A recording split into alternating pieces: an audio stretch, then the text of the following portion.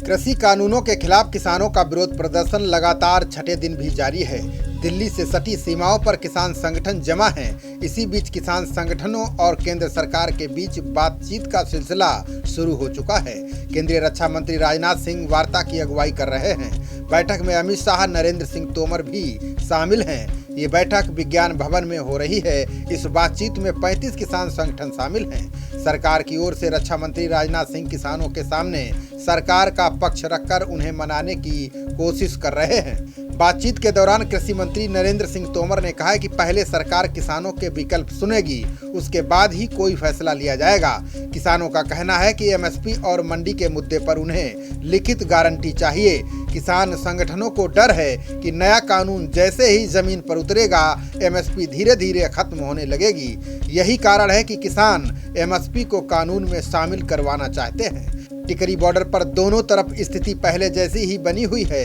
एक तरफ दिल्ली पुलिस के जवान तैनात हैं तो दूसरी तरफ किसान डटे हुए हैं। वहीं गाजीपुर बॉर्डर पर प्रदर्शन कर रहे किसानों के पास भीम आर्मी प्रमुख चंद्रशेखर पहुंचे हैं। वे किसानों को खाने के लिए केले बांट रहे हैं। उनके पहुंचते ही गाजीपुर बॉर्डर पर प्रदर्शनकारियों की संख्या भी बढ़ गई है, जिससे किसानों के प्रदर्शन के बीच माहौल लगातार तनावपूर्ण बनता जा रहा है। किसानों के प्रदर्शन के बीच हरियाणा में मनोहर लाल खट्टर सरकार को झटका लगा है। निर्दलीय विधायक सोमवीर सांगवान ने प्रदेश सरकार से अपना समर्थन वापस ले लिया है।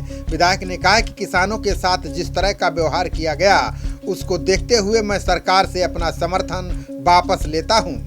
किसानों के प्रदर्शन को लेकर कनाडा के प्रधानमंत्री जस्टिन ट्रूडो समेत कई नेताओं ने टिप्पणी की है। जस्टिन ट्रूडो ने गुरु नानक जयंती पर सिख समुदाय को संबोधित किया। इसी दौरान उन्होंने भारत में किसानों के प्रदर्शन पर चर्चा की और कहा कि भारत में हालात काफी चिंताजनक हैं। जस्टिन ट्रूडो ने अपनी टिप्पणी में इस बात का जिक्र किया कि कनाडा हमेशा शांतिपूर्ण प्रदर्शन के हक की बात करता है। कनाडाई पीएम ही नहीं बल्कि कनाडा सरकार के कई मंत्री और अन्य नेताओं ने भी भारत में किसान प्रदर्शन के मुद्दे को उठाया था।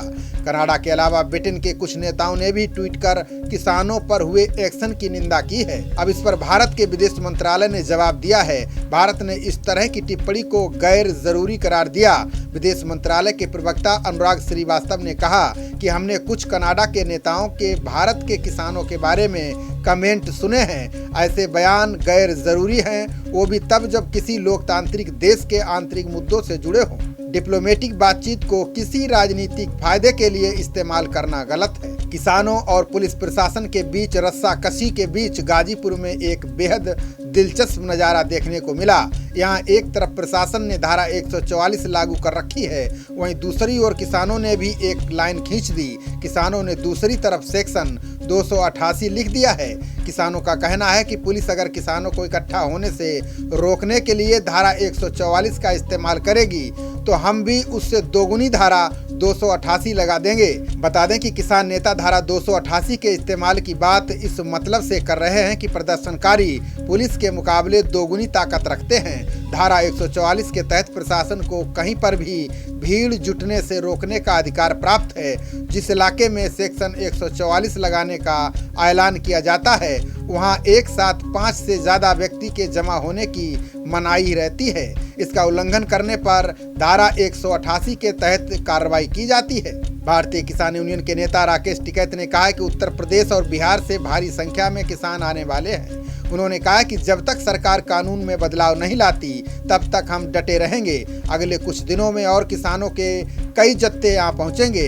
उधर बीकेयू के उपाध्यक्ष राजवीर सिंह ने कहा कि अगर बातचीत में हल नहीं निकला तो हम NH-24 का हर लेन जाम कर देंगे, चाहे वो ईस्टर्न पेरिफेरल एक्सप्रेसवे हो या अन्य सभी दूसरे महत्वपूर्ण हाईवेज।